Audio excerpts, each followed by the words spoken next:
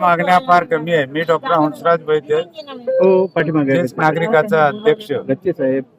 उत्तर मराठवाडा प्रादेशिक विभाग पेस्कॉमच्या अध्यक्ष या नात्यानं आम्ही आज पेस्कॉमच्या आदेशाप्रमाणे मोठा मोर्चा नांदेडला काढायचं, महामोर्चा काढायचं ठरवलं आणि त्या संदर्भामध्ये मागण्या आमच्या पेस्कॉमच्या सरळ सरळ आहेत.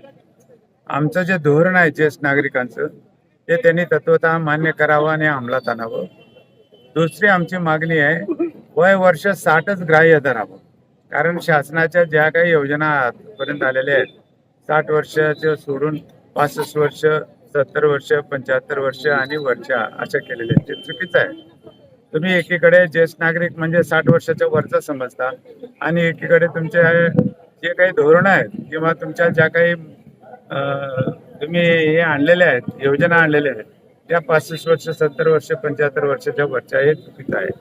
आमची तिसरी मागणी आहे की आंध्र प्रदेश, कर्नाटक, तेलंगणा, गोवा, दिल्ली, झारखंड, उत्तर प्रदेश, उत्तरांचल, पंजाब, हरियाणा या सगळ्या राज्यामध्ये मानधन चालू आहे, कमी अधिक.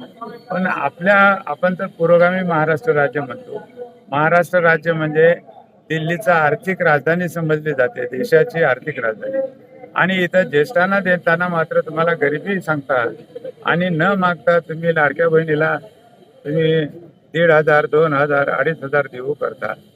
जिला काही गरज नाही, ती लहानाची मोठी होईपर्यंत आई वडील, भाऊ बहीण सांभाळतात. लग्न झाल्यानंतर तिचे पती, सासरे, सासू, नंदा, हे दीर, भाया हे सगळे तिला सांभाळतात. तिला खरं म्हणजे पैशाची गरज नाही, पण ती दोन्हीकडनं पैसे उचलते. एकीकडनं माहेरकडनंही उचलते आणि एकीकडनं सासरीकडनंही उचलते आणि तिला तुम्ही न मागता देता, हे अत्यंत चुकीचं आहे. आमची मागणी अशी आहे की तुम्ही कुठल्याही योजना आणा, कशाही योजना आणा, काही राबवा, पण ज्येष्ठ नागरिकाला इतर राज्याप्रमाणे 5,000 महिना प्रत्येक ज्येष्ठ नागरिकाच्या सरळ खात्यावर जमा व्हावं.